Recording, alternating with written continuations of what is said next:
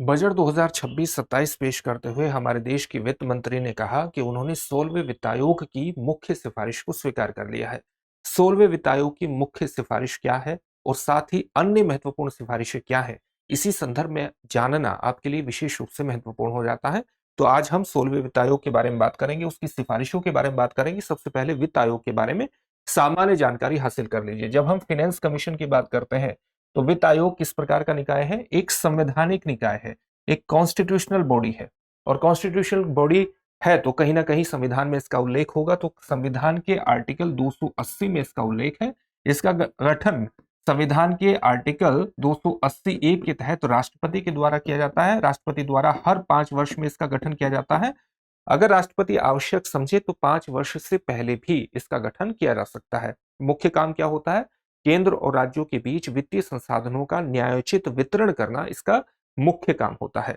साथ ही जब ये वितरण की बात करता है, जब केंद्र और राज्यों के बीच करों के वितरण की बात करता है, तो उसके अंतर्गत इसकी कई सिफारिशें होती हैं। एक होता है वर्टिकल डिस्ट्रीब्यूशन। वर्टिकल डिस्ट्रीब्यूशन का मतलब हुआ केंद्र और राज्यों के बीच वित्तीय संसाधनों का वितरण करना।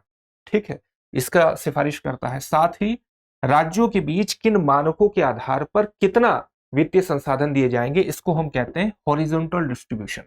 साथ ही राज्यों को राजस्व घाटे की पूर्ति के लिए जो ग्रांट्स इन एड प्रदान किया जाता है, वो किन सिद्धांतों मानकों के आधार पर प्रदान किया जाएगा, उसकी सिफारिश भी करता है।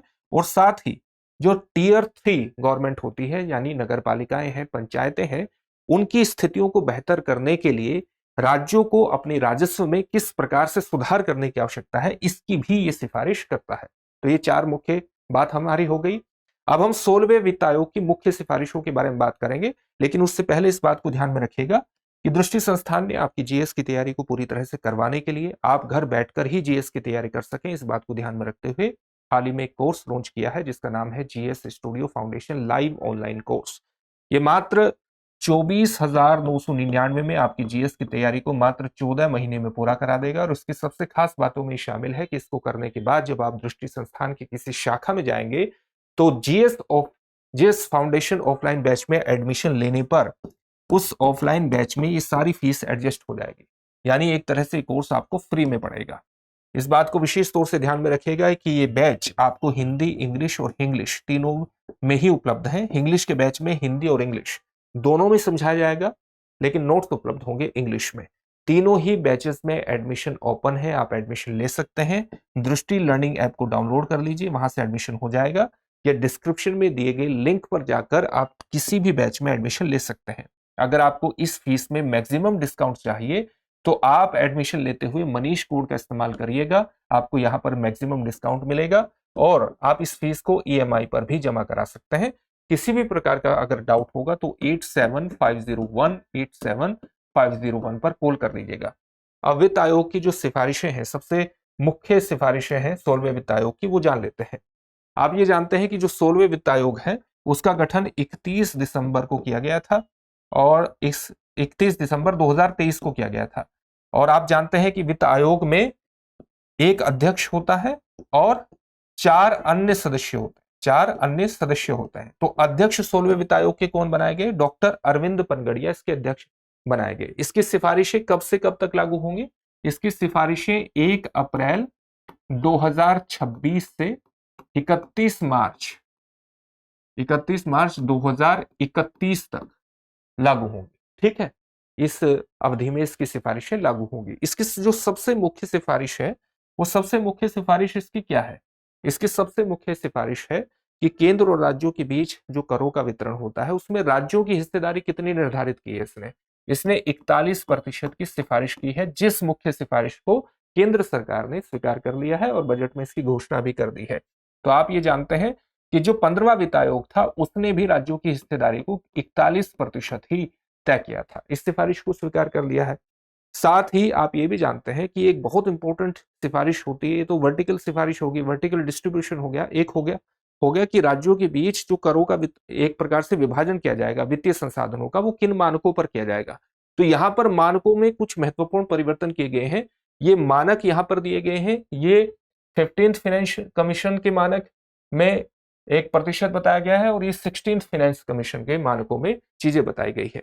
तो यहां पर आप देख सकते हैं कि एक नई कैटेगरी को जोड़ दिया गया है जो कि 15th फाइनेंस कमीशन में नहीं थी और यहां पर होगी, और जिसका 10% का वेटेज होगा, और वो है जीडीपी कंट्रीब्यूशन।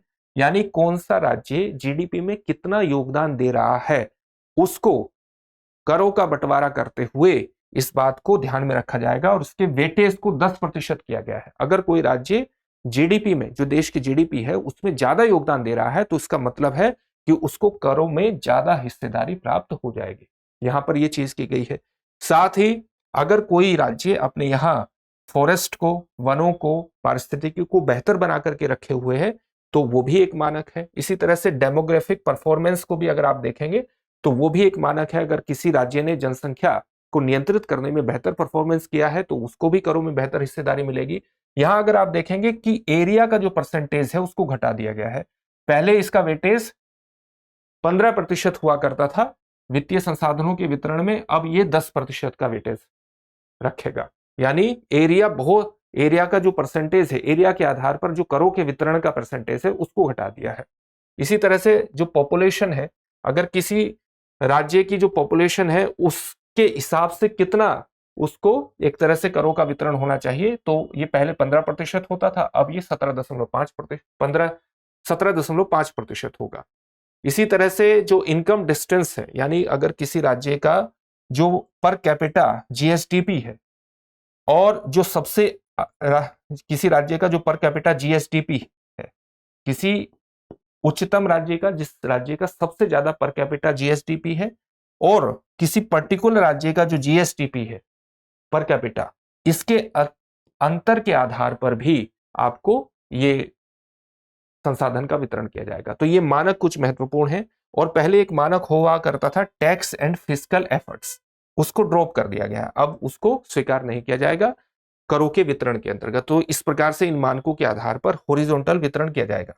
कुछ और महत्वपूर्ण सिफारिशें भी हैं और उन सिफारिशों में राज्यों के लिए कुछ महत्वपूर्ण चीजें कही गई हैं। और एक ये कहा गया है कि राज्यों को जो अपना राजकोषीय घाटा है उसको कहां तक सीमित करना चाहिए, अपने ग्रोस स्टेट डोमेस्टिक प्रोडक्ट के किस प्रतिशत तक सीमित करना है, 3% तक सीमित करना है।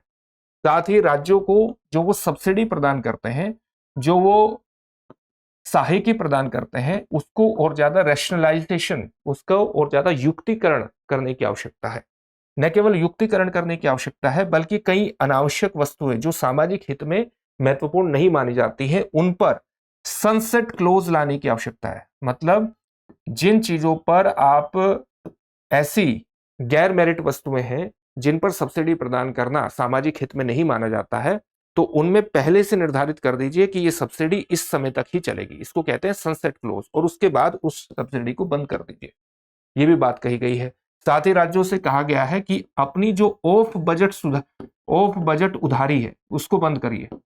इसका मतलब क्या हो, ऑफ बजट उधारी को, इस उधारी को राज्य जो है वो अपने बजट में शामिल नहीं करते हैं, बल्कि वो क्या करते हैं, किसी सरकारी एजेंसी को या किसी पब्लिक सेक्टर यूनिट को ये कहते हैं कि आप उधार लीजिए, और उस उधार पर गारंटी दे देते हैं।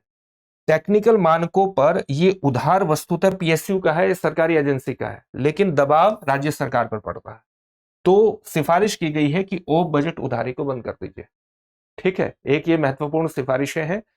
एक और सिफारिश ये है कि जो बिजली वितरण है उसके अंतर्गत निजीकरण करने की आवश्यकता है। बिजली वितरण किसके माध्यम से, डिस्कॉम, जो राज्य की बिजली वितरण कंपनियां हैं जिनको हम डिस्कॉम्स के नाम से जानते हैं, इनमें कहा गया है कि इसका निजीकरण करने की आवश्यकता है। और जो डिस्कॉम के ऊपर एक तरह से कर्ज है, इसको स्पेशल पर्पस व्हीकल के माध्यम से समायोजित करने की आवश्यकता है। एक अलग कैटेगरी बना करके आप वित्तीय जो कर्ज है, इसका जो वित्तीय बोझ है, इसको अलग कर देंगे, तभी यहां पर निजीकरण हो पाएगा, यानी प्राइवेटाइजेशन हो पाएगा इसका।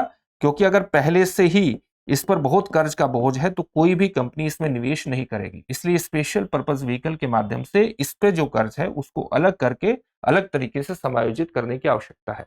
तो ये भी एक महत्वपूर्ण सिफारिश है, इस प्रकार से सिफारिश की गई है। साथ ही आपको यह भी जानना चाहिए कि जो राज्यों को वित्तीय प्रवाह होता है वो संविधान के किन अनुच्छेदों के माध्यम से होता है। अगर इसमें कई अनुच्छेद महत्वपूर्ण है, एक अनुच्छेद आर्टिकल इसमें महत्वपूर्ण है 270(1).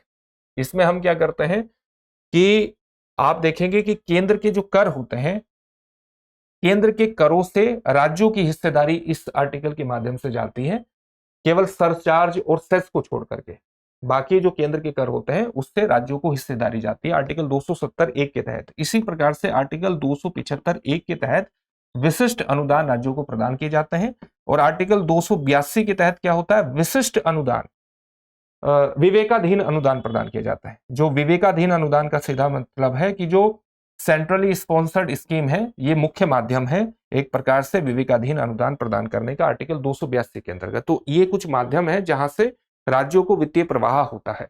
अब इससे जुड़े हुए प्रश्न को भी देख लेते हैं। प्रश्न क्या है, 16वें वित्त आयोग ने राज्यों की कर में कितने प्रतिशत हिस्सेदारी को निर्धारित किया है। आपके सामने ऑप्शन है 40%, 41%, 42% या 45%। इस प्रश्न का उत्तर कमेंट बॉक्स में कमेंट करके जरूर दीजिए। फिर से एक नई सेशन में आपसे मुलाकात होगी। धन्यवाद।